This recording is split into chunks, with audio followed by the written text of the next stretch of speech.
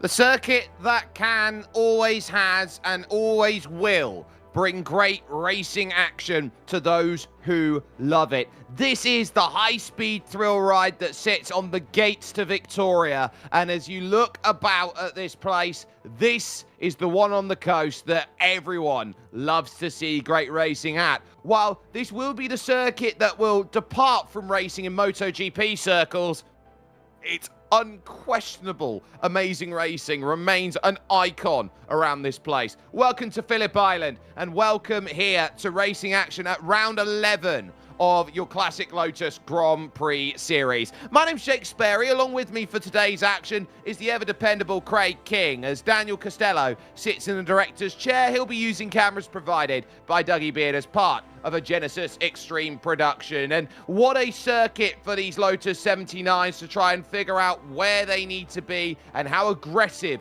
they need to run. If you haven't seen what racing around this place is all about, here's a little GSRC track guide to show you how.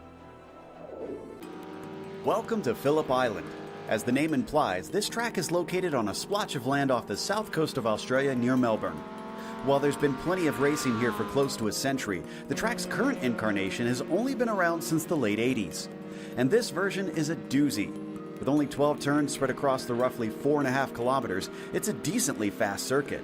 But what really makes this place stand apart is the incredible variety in those few corners. From negative to positive camber, early apexes, late apexes, blind crest, hairpins, sweepers, if you name it, it's probably got it. On top of that, the front stretch tends to offer up a slipstream with its incredible length, but it then forces the drivers into a game of chicken by chucking them into the frightening doing.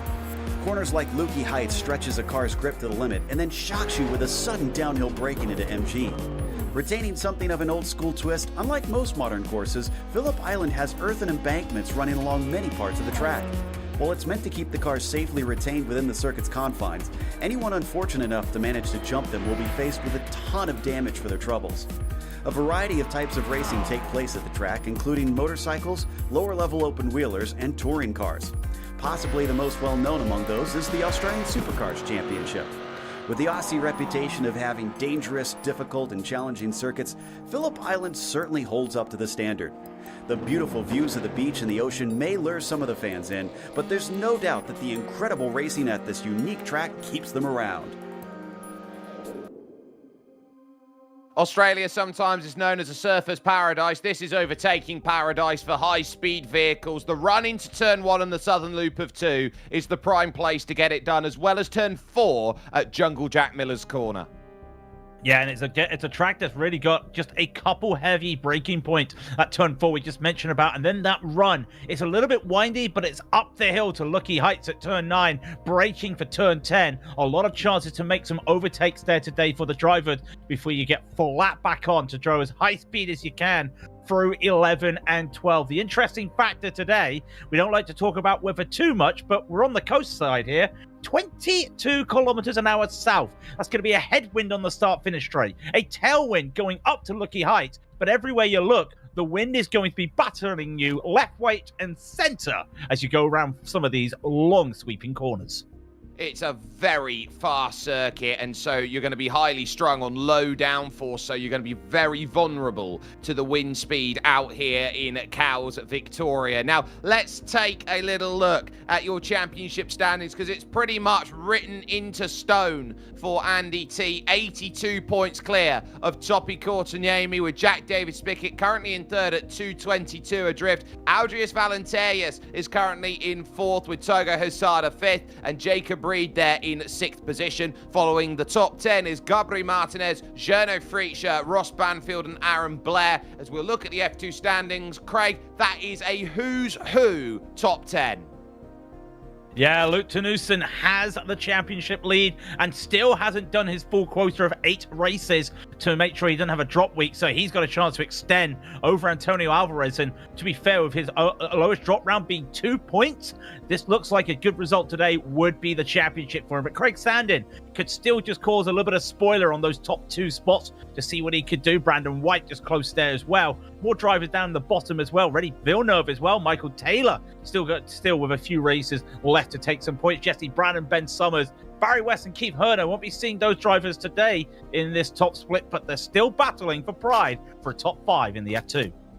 Absolutely, and those points will be scored on average race pace, remember, so just keep that as a note as they're looking to set out who and where they are. Now, the team standings here have Aaron Blair and Alex Raska in control for Williams Grand Prix Engineering. Vorsteiner Arrows are there at 23 points adrift, with Jerno Freetscher needs a bit of help from Jay Walsh. Jib Racing are third, ahead of Ligier Gitanes at 58, so it's a 4-way fight. TBR are fifth, with Totoro Racing, which is the team run by Josephine Becker. She's there in sixth. John Player Special Team Lotus are seventh, with Brazilian Speed Start now down to eighth, the team of Emerera and Kleber Vataro Mora. And then you've got Tiso Ensign then with the Herners in ninth, and Elf Team Tyrrell with Robert Simpkins and Russell Hamilton rounding out the top 10, already 400 points back as far as that goes. But Craig, if you are new here for Classic Lotus Grand Prix running, what are they going to expect today?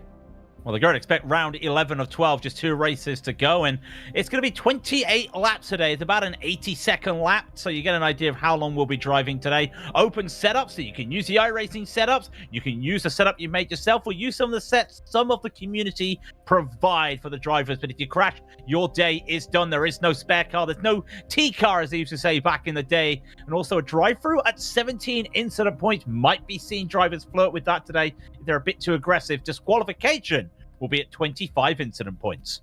So keep that in note as qualifying is currently underway. They've got 8 minutes to set a qualifying lap time, 2 laps to set the time in, and it's safe to say that a little bit of sea fog has blown up from the Antarctic and has made its way along the Tasman Strait and over to where we are today. So it's a little bit misty for these drivers. Topi Courtaniemi currently fastest, but you got to note Marco Nurmela is a very quick sim racer. His number 13 car does belie his pace. He's second right now, but the focus will be on the man who, whisper it quietly, Craig, is on for the Triple Crown. Car number 1, Aldrius Valenterius, down the hill into MG corner. He needs this second lap to be a 10th and a 6th quicker. I think he may have a good chance here. This would be fantastic.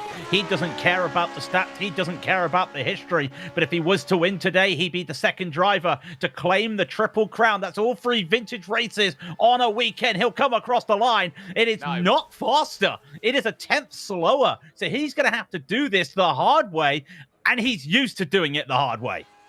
Yeah, he's going to have to fight for places. He had a big scrap with Topi Courtaniemi at the Nürburgring, so those two, we'll see if tempers have cooled between them right now. Dylan Freckleton, currently out there on circuit, is 20th right now, as Christophe Lenajak has moved up to 18th place with his time at the moment, and trying to go and get as much of a result as possible here from this. 30 drivers on the grid here today for this one. And Dylan making the charge to the line. Currently, half a second's good enough for the top 10. We'll see what it is. It's an 18.585. That's good enough to move up to 20th position then. So we'll knock on the door of the second page. That will do it for qualifying, as there are no other cars out there on circuit who can set a qualifying lap time. So let's take a look then at the starting grid to see where everyone stacks up. And there is 2 flying fins up at the top of the order. Topi Courtaniemi and Marco Nurmela, who will share that front row on a 1:17.610 and a 1:17.640. Andreas Valenterius then, the gold standard, will go from third, with James Barry in 4th position, just 100th faster than Jerno Fritzsche in 5th. He'll have Togo Hisada for company then in 6th position. Good morning, Monday morning, Togo. Antti Lepisto will be 7th, with Zach Leon Hardy in 8th, as Sergio Fernandez and Ivan Platon make it an all-Iberian 5th row of the grid. Well, we get to 11th for Red. Jack David Spickett out the top 10. Miera will be in 12th with Luke Tenusen in the unlucky 13th. Dario Frattini will be in 14th with Peter Kowinski in 15th. Shadi Ahmad beside him in 16th. Then it's Timothy Reed in 17th, with Christopher Lesajak making a trip to the 79s in 18th. Ross Banfield 19th, and Dylan Freckleton rounds out your top 20. There's 30 cars here today. Seamus Power lines up 21st with Jean-Francois Boscus, as Mickey Friesen and Julius Müller are 23rd and 24th. Josh Brain has Remy Villeneuve for company in 26th, as Michael Taylor and Jason Krakowiak would be the last 2 drivers to set a time. Antonio Alvarez is 29th, and happy birthday Beatrice Yank there in 30th position. A last 2, how high up? I'm sure Jason Clapper has just had a little perk up somewhere to say someone's doing a last to first challenge out there overall. But let's get ourselves set, because there are 28 laps of racing that need to be conducted here today, and they will know that they have goals in mind, championship points, opportunities to say, I can find a victory and find some form. You look around, mostly cloudy conditions, a 27-degree track temperature at an in-sim time nearing 3 o'clock in the afternoon. A blustery day here around this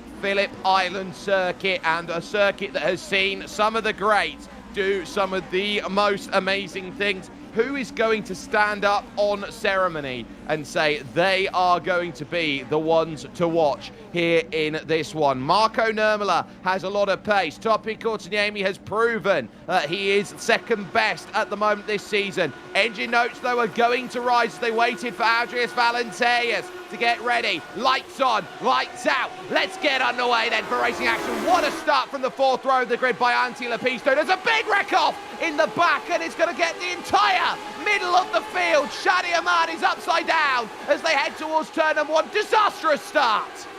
Disastrous start, and I think it all actually stemmed from Yvon Platon. Yeah, Yvon Platon had a terrible start and then just lost the car, getting too much on the throttle. I wonder if he had a little bit of throttle issue out there today. Beatrice Yank would be able to just hold on by, but that has just caused chaos at the back of the field. Everyone's moved up some places. Ahmad, Tenusen, Platon all out of the race already. Togo Hisada not having the start he wants, but the tyres will start to warm up.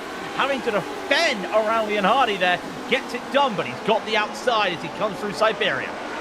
It's the furthest corner away on this circuit, and now they'll work through the Hayshed corner and over towards Lukey Heights. Leon Hardy then holds that outside, but gets the inside here for Lukey. The long loop around the outside, trying to get that move. Togo watching to try and get himself down the inside, and he is going to manage to just get the clearance that he needs. That opens up Jack David Spickett now in the Pepsi car to try and figure out if he's got a way to jump through. Antti Lepisto waiting just behind that as well, once in, but a massive opening lap pile-up that has taken about a dozen cars out of this race, but Courtaniemi leads, and critically into second on that opening lap was Andreas Valenterius. So Jack David Spickett watching the line, Leon Hardy holding the outside line, can't quite get the move. Can't get the move. Let's look at this replay as well. Yvon Platon, we're on to the focus with him, and you'll just start to see not the best of starts, and then just starts to hit the throttle there. And that is not, it almost looks hardware failure. He hasn't said it's hardware failure, but the way the wheel started spinning, that to me did not get the throttle down in time. And that's just caused all that carnage.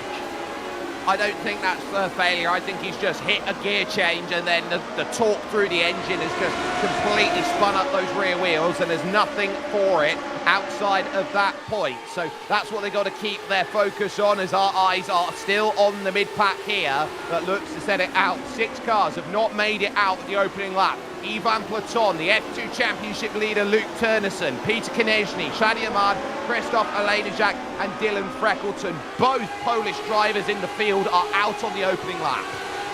Yeah, and this is actually interesting because Turnison, we said, if he just gets some points, he's going to have a real good shot here of just sealing the F2 Championship. Going to have to wait till next week, so that's going to be fun to watch when we go to the final race of the season. As Lynn Hardy having a good run, but side by side goes Valenteus, and he's got the inside for Duan, which means he's got the outside here for the Southern Loop. And with the way the track just cambers and elevates and changes the outside tire, you've got to go longer than you normally would. It's never going to work. You have to go around the outside of Duan to make any overtakes work. Oh, you got a lunge here, down the inside at Jungle Jack's corner. He's going to get the clearance, and he's through. What a move by Aldrius Valenteus. Toppy had to leave the door open for the latest of late breaks. Get it sorted, lap 3, and the alarm bells will ring for everyone. Triple Crown is on. For the first time, and I mean this, Jake, for the first time since the last year, we talked about the Triple Crown again. We've got someone who's in contention in the lead. Here's Shadi Ahmad. We'll go back to this replay as well. There he goes. He starts to do a backflip. Does he land it? Unfortunately, he doesn't. That won't get you points in the moguls in the Winter Olympics. What it will do, it will get you points in the bobsleigh. Very much looking like Pedro Diniz back in 1998 at the Nürburgring race, the Luxembourg Grand Prix as it would have been at that time. But Valenteus leads, but here's the key around Phillip Island. It's one thing to lead around a circuit like this one, Craig, but the draft is so prevalent and so strong, you don't have a guarantee as far as this race goes to break the 2.5 seconds you need. Yeah, earlier in the season, I was covering Skip Barber's here. Now, they're slower cars, but they're open wheelers with similar speed when you go behind someone in the slipstream. And it was very interesting to see how this corner was the overtaking move. He's trying to make it his quarter. I mean, more tapping. I'll tell you what, Jay, if they haven't sorted their issues from the Nürburgring last week, the way Valenteus went aggressive that early into the corner there just goes to show that these two, they are just fighting with a lot of purpose out there today. Well, it's both drivers thinking that they are right and they are correct and they are the best. And that's what you get to when you get to the highest levels, the 7,000s, the 8,000s, the 9,000s, the 10K plus. Here's what a move down the inside of MG corner. Toppy is leaving no prisoners then in this scrap. He's going to have no drive coming out then through turn 11 and into turn 12. And all this is doing is bringing Nurmela and Barry and Freacher into play. And I would love to be Journo Freacher in this position. Outside turns to inside now. Found they've got lap traffic in front and they're going to have to just clear it. They managed to in the form of Jean-Francois Boscas. Aldrius back to the front, covers off the line on the inside to the southern loop. Yeah, this is actually really interesting. Valenteus didn't leave the door open, but Courtenay just found the dog flap, and he was able to just use that to the best of his ability. But look at this right now. Marco's right behind them. Barry and Gernot's not going to be worried too much. They know it's early days. There's still half an hour of driving left to go, and we talk about the fact that they're going too aggressive here. What about the tires? This is a 30 Celsius track temp today. That's 86 Fahrenheit for the drivers. They have to be careful not to overheat these tires too early. You don't want to cook it. But I tell you what, if Topi wants to do it again, fool me once, shame on you. Fool me twice, shame on me will go Valenteus. He will defend into MG. Something I can't believe I'm saying. Yeah, he's just a lot later on the brakes and he's just carrying there that middle corner speed just a little bit better. And I wonder whether this is just a setup difference that you're seeing, that Toppy's gone maybe slightly higher downforce for example, because he was expecting to get a better qualifying time, be out there in the lead and try and build some margin. I think when you look at it, Aldrius is holding himself very well, very astutely, and he'll be looking at that over the course of this race. Group behind Freacher is Hisada and Leon Hardy and Jack David Spickett. Behind that, you've got Antti Lapiso, who's just dropped off of that group right now with Sergio Fernandez behind. So you've got group of, let's just put it into perspective here. Group of four is how your front eight look. Yeah, but they're all within a slipstream, so you could almost call it an elongated group of 8 right now, as Zach looking for a move there into the corner. It doesn't work usually. Sometimes it does, sometimes it doesn't. You have to be a little bit careful if that move works, because you get the momentum loss. You come through Siberia here and you've lost all the time. Mickey Friesen's trying to catch all the time himself. He's got Antonio Alvarez, and he's going to get this move done maybe, but have to go around the outside of this corner. Holds it level, though. Real impressive driving from Mickey Friesen. That'll give him the inside for Siberia. In theory, he should hold this position.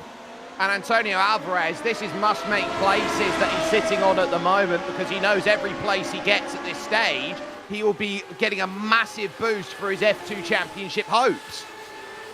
Yeah, and because of these, remember, this is top split. So that also plays into factor with the average times. Usually if you're an F2 driver who's in the top split, you usually lose average time in the top split because of the pace of the drivers. But with so many crashes today, this may work in their favor. And Alvarez already up 11 places, the hard charger of the day. Yes, he had to avoid that crash at the start, so he's a bit slow behind.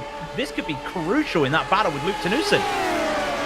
Turnesson's battle then is going to be critical, but Mickey Friesen will pull back to the inside, and this should be comfy in towards then the first corner out there on track. Easily done then on a move. Leon Hardy as well down the inside then has got himself a move done on Togo Hisada at Miller corner turn 4, as there is Moreira in 11th, well now down to 12th position here, so he'll be sitting back and saying, well, Timothy Reed has gone and flown on through, and he'll now start looking behind at Dario Frattini. I don't remember the last time I saw Dario Frattini as the 13th quickest driver in a race.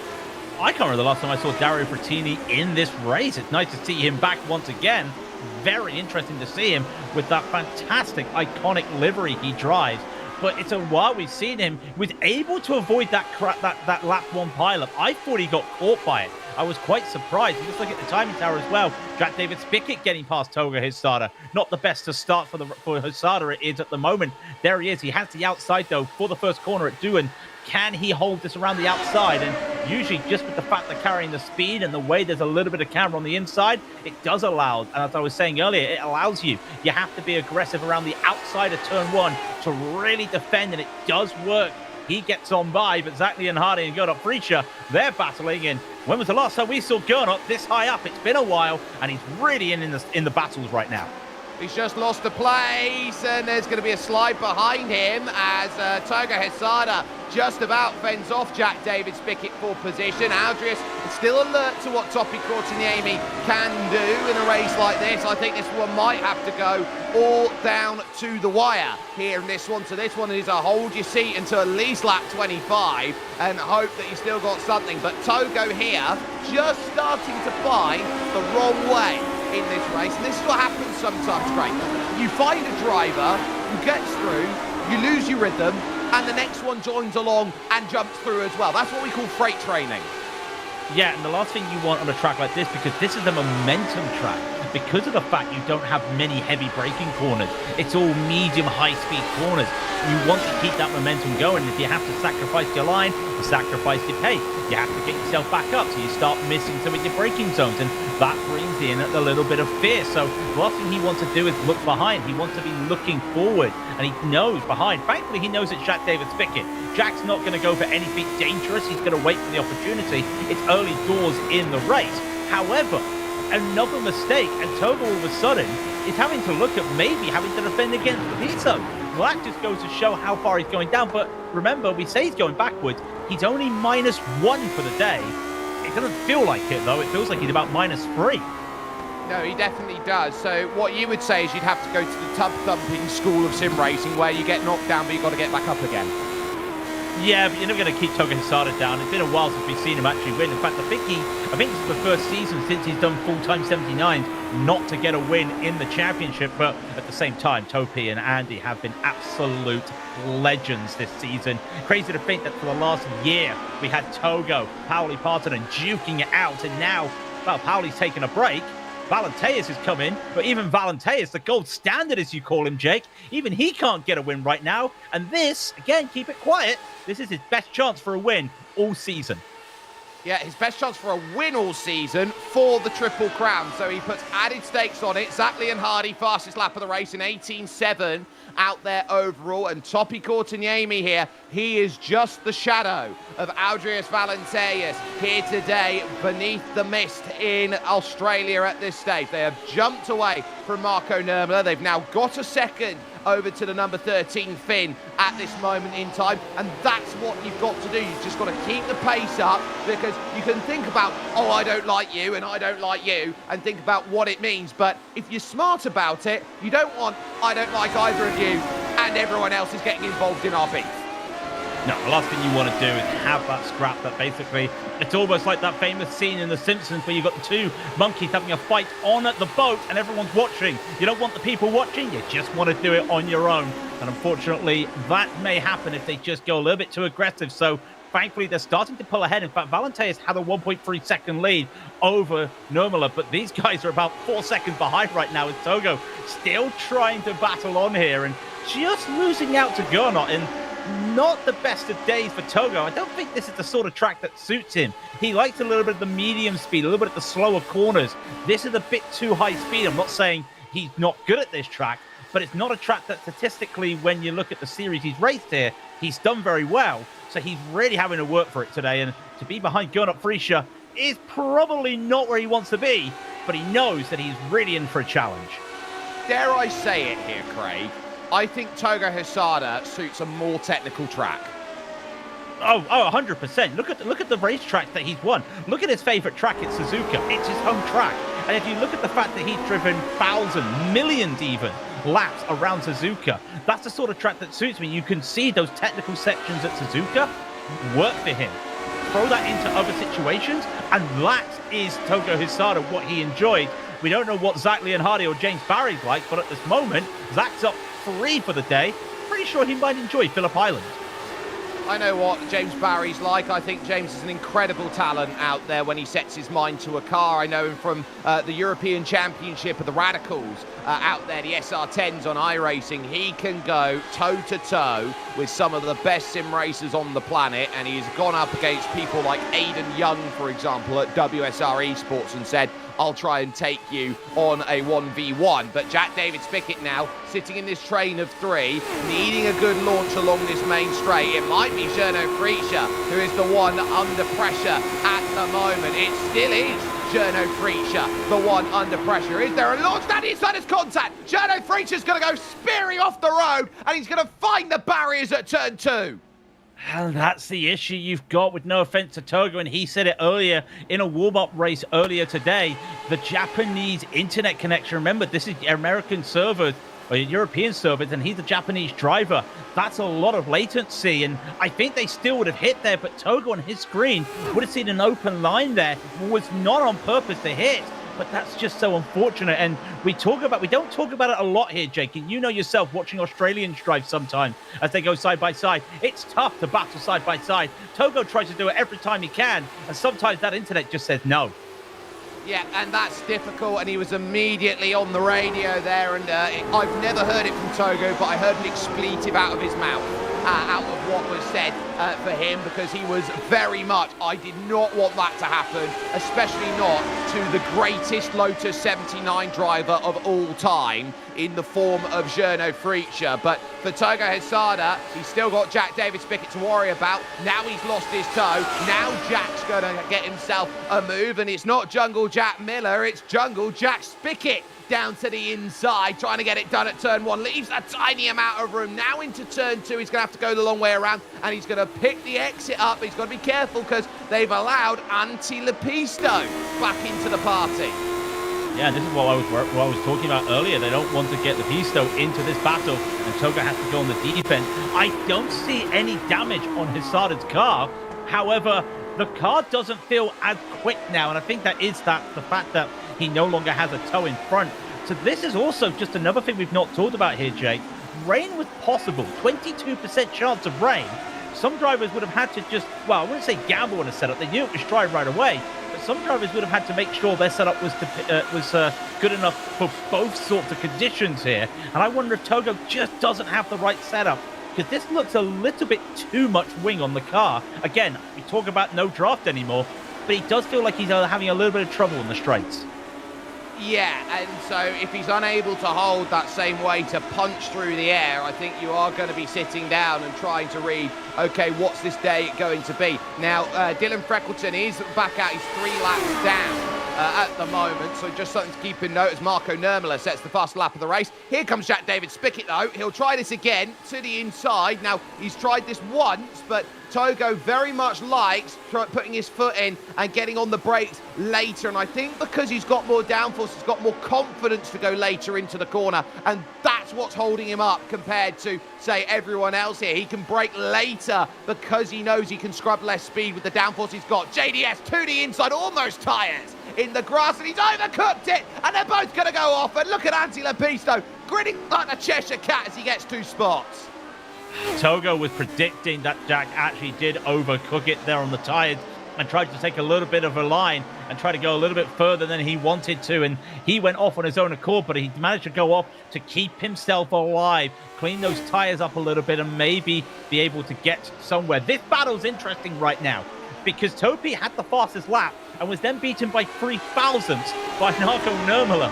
So all of a sudden, every one of these drivers are driving practically the same. There was only 100th between Cortinemi and Valenteus. There was 3 thousandths between Nurmela and Cortinemi, but Nurmela's not in this fight. And now for the first time for about 10 laps, Topi has got a real good shot here to try and make the lead on Valenteus. He'll take the inside, and this is it. Interesting, Valenteus doesn't have the grip like we just saw Togo around the outside of doing, but he's still going to fight this side by side. He doesn't have the power. He doesn't have the grip. He's going to lose out here, Jake. And as they go into the next corner, the inside will belong to Cortinemi, but Valenteus gets ahead. Valenteus so cheeky there through the middle of the southern loop, but he has to leave the door open. He had overlap into the corner. Toppy chucks it back through 5 into Siberia at 6. Long way around here to go and get the move. And it's very tough to go around the outside of Siberia. You're not going to get it done like that. But Aldrius playing on the fact that Toppy's going to be on the outside. He's going to want a better exit. The closer he gets, if he interlocks the wheels, Toppy can't put the power down on the exit because they'll tangle tyres, and that's the level of risk you have to go at this high level. They will drive as close as physically possible. They will be pixel perfect. They need to be pixel perfect as well, especially after last week. They did bang tyres on the final lap last week at the Nürburgring, and I wonder if that's just playing in their head a little bit because they've lost half a second. I'm curious about the lap times now compared to Nürmela this time round, and it's going to be a 19.4 and a 19.3, and then Marco didn't have the better time. It was a 19.2, so he gained time, but it was not good enough. And look at Topi trying to find ways to go deeper on the brakes around the outside of the southern loop. Unfortunately, he's going to need more than that. He's losing time right now, but Marco is in his slipstream, and don't call it a freeway dance yet, but we may have to get Teddy Long involved. Well, holla holla, it is now a big battle that we've got here in this race, and Marco Nurmela just sits patient on the back of this group and will realise that if these two decide that they want to have another tangle like they did at the last lap of the Nürburgring, he is in the popcorn seat, trying to give himself a chance. Fastest driver on that last lap, though, keep this in mind, Zach Leon Hardy. So he is dragging himself up to this group. He has got a very quick race car at the moment as number 14. He's up 4 spots, he's into 4th place, and here's the battle on for 6th as Sergio Fernandez here on the back of Antti Lepisto. They haven't got rid of Togo and Jack. They haven't got rid of Togo and Jack, and Togo's been trying to work his way back up, and I think that's just Togo playing it as good as he can. He doesn't have Jack with him, but Jack's close enough. So hopefully Sergio can use this toe that he's getting with Pisto to really work for this. I don't know if he's going to be able to. However, using the toe will be effective because Togo doesn't have the double toe, and they're probably going to have to work together here. And they don't want to be like the leaders having their battle, because the last thing they want, after seeing what Togo and Jack did, is to do the exact same thing and let Togo and Jack go right on by. So they're just going to keep it safe right now. And that safety is going to be paramount as far as this race goes. You know that at Phillip Island, you don't have a small accident at Phillip Island. There's no such thing. No, you got to think about it. If you go anywhere on this gravel on the outside on some of these corners, it's downhill. It grabs you, it pulls you in, and it says you won't go anywhere. Same with Gernot Friedrich. He needs to go somewhere. He's trying to make a recovery drive. He didn't like getting hit. He knew what happened. He did actually pick up some damage on the wing. So he's struggling when it comes to top speed, struggling when it comes to downforce. And the last thing you want in these cars is to lose the downforce. So he's trying to make this run up on Alvarez, who again, hardest charger of plus 12 for the day. But with the damage on that back of the car, he's going to have to do it in the technical sections. And right now, he's just come out of Siberia. He's on the long run up the hill. And it is a very long run up the hill. And you've got damage for that wing. It is, and so you're just praying that you're able to hold that line as now Topi Courtiniemi again trying to use the outside track, get as much drive to square the car off as possible, use the power off of the exit. He is probing right now Aldris Valenteas. He is saying, are you the caliber to be able to win a race like this, or are you not? He is just trying to scare, and he has a little half lockup on the inside right, does Topi, as he goes through, staring down at the dials beneath his Momo steering wheel and thinking, I've got 11 laps to go. Well, let's call it 10 and a half now. I don't want to show my hand this early. If I do and I get through and he gets back through on me, he'll know how to defend me next time. But at the same time, he's shown his hand. So unless he's got another hand, he's already shown what he can do here at this corner at MG. What else can he do? And I think all this running around the outside of the Southern Loop is him practicing. I know it sounds crazy to practice in the middle of a race, but I think he's just trying to find the grip. And also, if he goes around the outside, he starts to put rubber down and it starts to clean the track. And that's going to provide a little bit more grip for him as well. So maybe he's trying to just work that idea of an outside at the Southern Loop. It would be one for the all-time ages if he was able to do that, but it's going to be tough. Zach gets faster again. Keeping here, we keep talking about the Triple Crown. Valenteas, as far as I'm aware, has never even won in the 79s on a broadcast. This is this is way bigger than uncharted territory for him. This is like trying to land a rover on Mars. Sergio Fernandez then around the outside as Togo Hesada looks to get brave here through Casey Stoner up to Jack Miller at turn 4, two Australian legends then of the scene of motorcycle racing, and Togo can't get the move done. Sergio elbows out, just knows how wide of a car limit that he's got, and he just saves it well, but he runs wide there through Siberia. He won't get the drive here as they go under the 4 and 20 signage. So at the moment, Togo Hesada is looking to just get racy, just get that chance to go and attack back. And I'm looking around at what he's got to do and settle down. It's tough racing at this time of night in Japan because it will be about 1 a.m. Monday morning. Car from the inside is Peter Konechny, just trying to stay out of the way as lap traffic.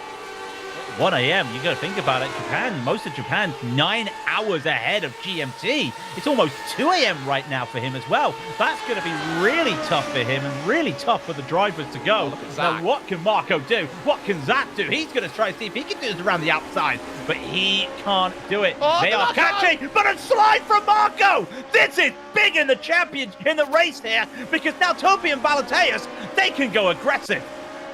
That's just the case of you apply the tiniest bit of pressure to Marco Nurmela. You ask the tyres a little bit too much, and it snaps him into 6th and maybe 7th as he defends here against Jack David Spickett, who's not going to find the move. Again, another slide on those tyres, though they will be heated up then from the spin about, and so you need a lap to cool them down before you can really go at it again. I don't see Marco Nurmela make those mistakes often. That's tough. That was the car literally saying, I've got no more. I'm giving it all she got, Captain, and I've got nothing left. And Marco, unfortunately, was really trying to push. And you've also got to give a shout to Zach there for putting the pressure on. Really was just trying to just ask Marco the questions. And unfortunately, Marco had the answers. The car didn't, unfortunately. So he couldn't do much. But again, I talked about it. There's no pressure now between Valenteis and Courtenay. For a while, the gap is 3 seconds now to Leon Hardy, but Topi is constantly faster. Where does he overtake? I know this track is tough for overtaking, but there's loads of places, and he just can't find the line. Topi Courtenay has lost his Glacier gunner that is there along with him in the form of Marco Nurmela. He will now know he has got to make this pass on his own accord and find the winning move in a race like this. Zach Leon Hardy is 3 seconds down the road. So if something goes wrong between these two, he can pounce and he can strike, and he knows that. So Aldrius here, just here, the calm before the proverbial storm. They've got 7.5 laps to figure it out between them, and I don't think either of them realises just the magnitude of this battle, especially given last week, especially how much of a I can do this better than you that it would hold, the weight of a win this would be. And I'm just trying to rack my brain back to last week. Now, what was the gap between the top two and Jack Davis Pickett? 3 to 4 seconds, was it not? Did Jack almost get it? Well, it's not a Jack, it's a Zach behind him. And if they do make a mistake, there's not a lot of time for them to really work on it. This time, Valenteis attempt faster, and I see sunlight. I start to see the track is starting to get a little bit clearer. Humidity's still high, but this is interesting. This part of the track is now getting baked. Get your eggs out. You can't walk with the dog anymore on this track, Jake. You can't in the dog walking to egg frying ratio. It is starting to get a little bit more egg fryy, but again, Courtenay outside line. He has a slide off the exit though of turn 4, and that's not going to work. Hisada's side by side as well now into Jack Miller corner. He's going to lunge down the inside. Oh my, what a moment there as he tries to get through on Fernandez, who blocks the pass up. Antti Lepisto watching this one, seeing them get right up to the gearbox and going, oh, that's a little bit tight, I better run away. Yeah, he's playing run away as fast as he can, and Antti can do that. And Topi, probably thought to himself, I've got a chance to make this overtake, and he just could not do it. Fernandez getting a little bit wider and taking interesting lines. And if you go too wide at the top of Lucky Heights there, you compromise your entry into MG. And that's the last thing you want to do. The last thing that Toga wants to see is Nurmela and Jack Davis Pickett. Imagine you're Toga Hisada, you're 7th, and behind you are the 2 guys that should be ahead of you after qualifying. This is not where anybody wants to be in this really wacky race today. And Jack cannot get past. What a battle you've got for every play. I think James Barry is the only driver nailed on with a position today. Zach Leon Hardy may be in 3rd position if there's no drama in front. So right now, Jack Davis Pickett trying his best for Marco Nurmela and trying to get a pass. And this is the day of you get a couple places here, a couple places there, and you find your battle buddy as here comes the look to the outside. Again, it's not going to quite manifest on Marco Nurmela, but find your battle buddy and figure out if you're going to win or if you're going to lose in comparison to them. Oh, the buddy system never failed, as they say. But it might fail today, but they need to work together just to have a little bit of time to just slingshot if they need to, work with one another. That dirty air is going to be affecting JDF, but he'll be fine with this because they know there is a cork in the champagne bottle. It might be Valenteis' champagne bottle, but Fernandez and Lepisto is kind of holding up these 3 right now. How long until Nurmela catches up to the back of Hisada? It's going to be interesting. Valenteis goes fastest. So that's 2 bonus points if he holds on to it. That's going to be very big. Lap time's going on, by the way. Fernandez at 18.7. Nurmela, an 18.8. Hisada, an 18.5. These 2 at the back aren't catching. Here comes Hisada, trying to go around the outside to Southern Loop, and he's got this made. Can he hold it at the final? He just got the overlap, but he doesn't have it sorted. Not yet. So Hesada still trying to find a way by Sergio Fernandez, who has been resolute here. And now Togo launches one down the inside. Fernandez trying to get back up and under. That's not going to work. Good pass by Togo Hesada. We call him the Emperor of the Lotus, Hasuna Kote. And he sits then in that 6th position now with a good pass and looking at a top 5 option. But over to the point of Aldris Valenteus. He has just said, I will creep the dial up a little bit more and say, Toppy, can you hold on to my pace? I think Topi has actually worn the tires out a little bit here. We talked about it was possible, and he's just starting to struggle more. And in the age-old statement from cricket, we'll win it in singles, lads. While Topi won't win it in singles, he has to win it in 10th. Valenteus an 18.461, Cortinemi an 18.355. So just as we thought that Topi had a little bit of issues, he gets on back. And now Jack trying to go to defend around the outside of Nurmala. He doesn't have that pace. He doesn't have that downforce. He'll have to try and do it around the outside of the southern loop. But up in front is Togo and Sada. He's gone wide. He's gone more than wide. He's done a full 360. He hit the brakes. He overcommitted. And now look at him. He's going to have to go all the way around the gravel. And he spun again, trying to get back onto circuit. Disaster for Togo Hesada, who's now into 10th place. And he might lose out to Dario Frattini if he's not too careful. Tough day at the office. Replay on screen. You can see he hits the brakes. There's no contact. He's just looped it. And he's a driver who drives an incredibly loose setup. Yeah, I think he just lost it on the brakes as well. I know that's Babiso was probably taking a different line than what he probably was expecting going through that corner. Had to take a different line around, but could not hold on to it. Valenteus needs to hold on to this right now. The lap times are going to be interesting by these drivers. What does Valenteus do this time? It's an 18.5. Topi does another 18.3, and it's another fastest lap. And the pressure's starting to come down with 3 to go. Topi all of a sudden looks comfortable. I think he was cooling his tires down. Yeah, he gets out of the range, drops back to about 0.7 of a second. That gives him slightly cooler tyres because he's not behind the dirty air. And so he takes a couple laps, gets that reprieve on the tyres and goes, right, I can get right back in and I can start attacking again. You can't just sit on the back all the time. And that's why Topi Cortiniemi is such a wily character, because he'll take the pressure away and he'll slowly reintroduce it and say, it's the same pressure, but I'm going to package it up slightly differently. Aldrius knows that it's going to be tough. They're going to battle again here back there as Jack David Spickett still can't find the way by Marco Nurmala, but Aldrius now knows at this moment in time they'll have a couple popsicle sticks in the air when they next cross, and he is 2 laps away from the Triple Crown. But the gap is half a second, and you think they get to the start-finish line, Topi's going to get a couple tenths, but then where do you find the other tenths? He's making mistakes as he comes out of into Siberia because he's taking too much of a different line, and Valenteus is smooth, and those are the corners that he loves, those smooth corners with the smooth throttle, and now it's game time because Valenteus with an 18.280, Topi with an 18.310, and you may think, well, there's no difference there. But Valenteus was faster. He's still using this. The gap, 2 tenths, 3 tenths. Nurmala trying to battle again with Jack Davis Pickett. This happened last time Jack was the inside for doing, but the outside will belong for Nurmala. And I think Jack may get this done again, but it's so wide and so long on the southern loop. What a move down the inside. You need bravery for a move like that. Jack runs slightly wide, but Marco, that's perseverance. And that's what he needs. And they were banging wheels last time by as they almost went side by side here as well. But Marco got this move done. And this is just what he needs right now because he's given that advantage to himself. Jack doesn't have that slipstream that he needs to make a move right now. Marco is saying, you shall not pass. And Jack's lost a lot of time when it comes to the throttle, when it comes to the grip.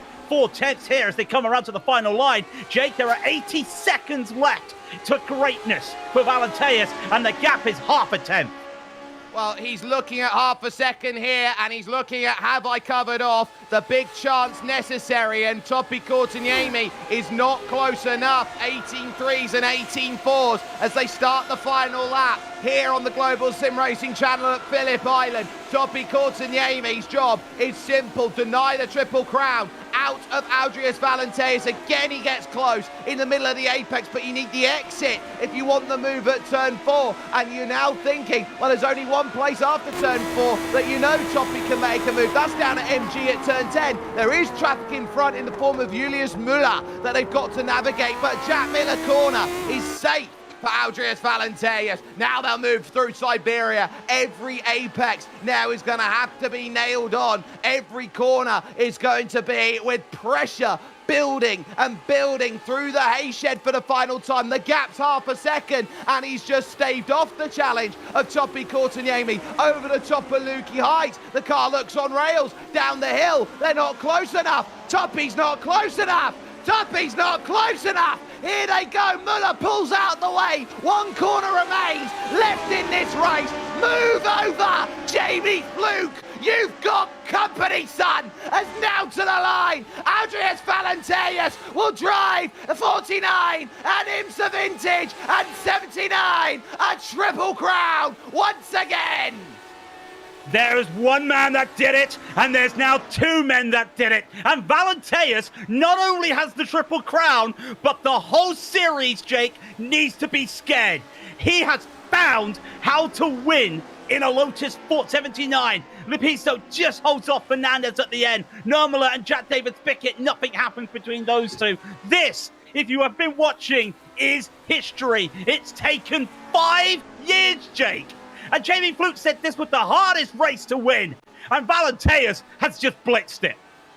He's proved it, and he's proved it fantastically. Jamie Fluke is still one of the best sim racers in the world. He races brilliantly. He was a part of the Apex racing team that moved on then, and Apex, well, they don't have a racing anymore. Jamie Fluke still races in the Porsche Esports Carrera Cup, Great Britain, and challenges on a regular basis up there with the likes of Sebastian Job. Andreas Valenteus is a classic specialist, and he can now say that he can win on any day, at any time, at any moment, and every field now that Andreas enters, he knows it's got the gold standard seal of approval that is added to it. Let's get a look at classified results then here from Phillip Island, and Andreas Valenteus by 0.2 of a second has just staved off the challenge of Toppy Courtaniemi. He gave it a red-hot go, did the ice-cool Finn, but it was not enough. Zach Leon Hardy, a great podium in third place, as James Barry would be fourth and Antti Lepisto would finish off in fifth. Sergio Fernandez proved that he's got fantastic battling opportunity then, and his prowess on the defense is great. He's sixth. As seventh would be Marco Nurmala, and Jack David Spickett is in eighth. Your top 10 rounded out by Timothy Reed and an up and down day for Togo Hasada. Well, the rest of the field is going to be a little bit chaotic after that lap 1 incident, but Dario Frattini goes up into 11th, and Ross Banfield made 7 as he comes home in 12th. Miera finishes in the unlucky 13th, and Seamus Power 14th. Remy Villeneuve made 11 places up after that crash to be 15th. Mickey Friesen will be in 16th. Antonio Alvarez, the hardest charger today, up 12 to 17th with Josh Brain in 18th. Gernot Friescher could not do a lot with that damaged wing. He falls down to 19th. Michael Taylor will finish 20th. 21st and the last car on the leading lap would be Jason Krakowiak with Julius Müller in at 22nd. Jean-Francois Boscus would be a lap down, as well as Beatrice Yank on her birthday, complaining of pain in the left wrist then after how tough this circuit was for her. Dylan Freckleton would be 7 laps down on the first retiree, with a lot out on the opening lap. Christoph Alenajak, Peter Konechny, Ivan Platon, the catalyst, Luke Turnerson, the F2 championship leader coming into today, and Shadi Ahmad making up the 30 in the field. Craig, this is a piece of history because the classics are what we would call a specialist series. You have to drive them slightly differently from what you do your typical GT3 driver on iRacing, those who like an MX-5, those who pivot over to the Formula 4, for example. You have to be a certain style of driver to like these cars first and foremost, and secondly, a certain type of driver to master all 3 different divisions.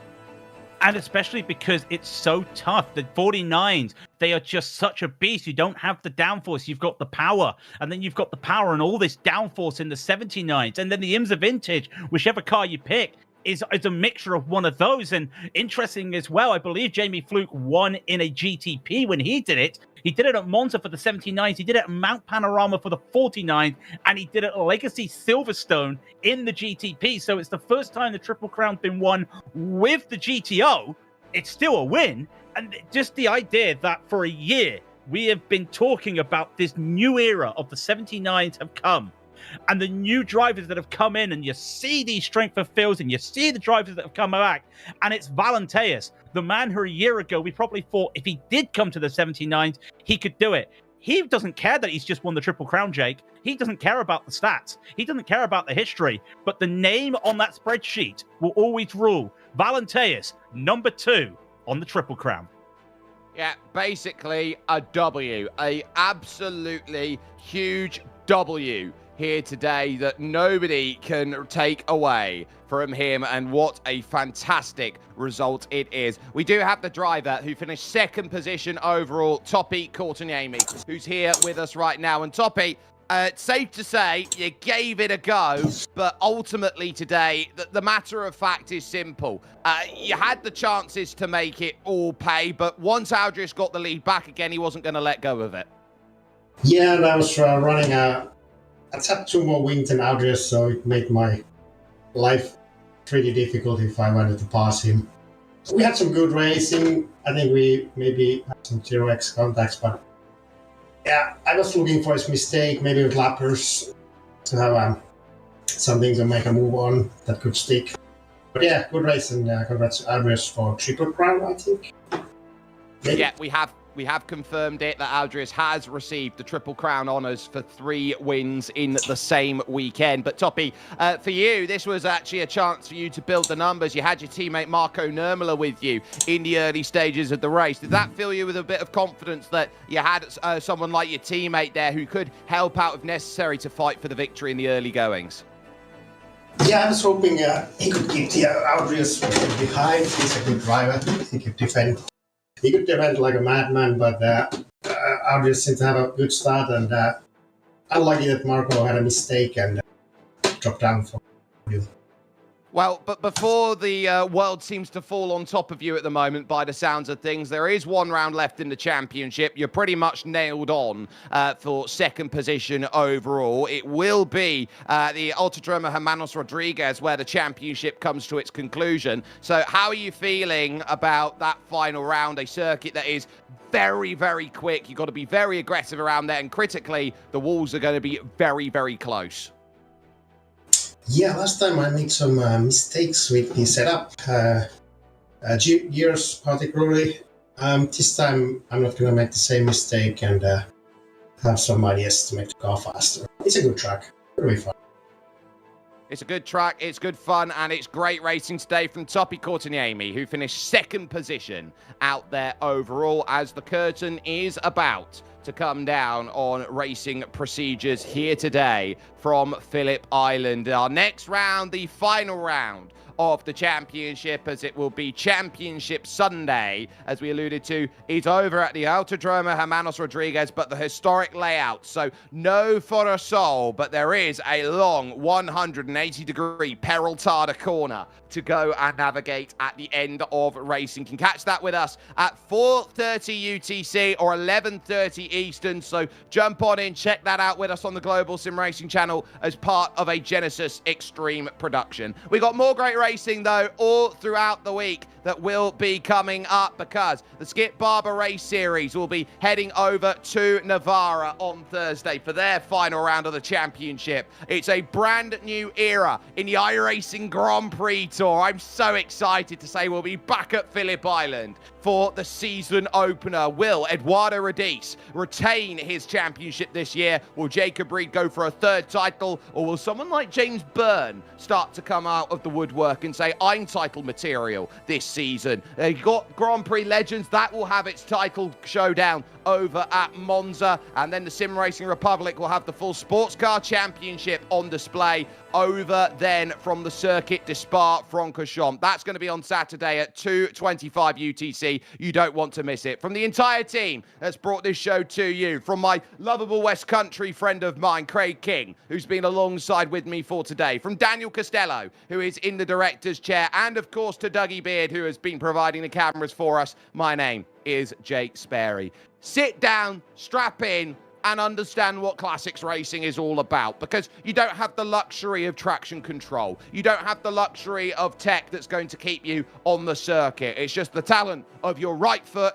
your left foot, your right arm, and your left arm that is going to say you can keep on the road better than everyone else. If you're lucky, you get to race another day when it comes to these style of vehicles. But to take the 49, the 79, and also with the GTP and GTO in the run, you turn around and say, it's more than just vintage. It's more than being a Grand Prix legend. It's more than being just classic Lotus. It's the gold standard. Joining Jamie Fluke is Algiers Valenteus, as he says he is Triple Crown material and nobody can take the hit away from that. He might say it's just another victory, but it's not just another victory for all those who came to witness.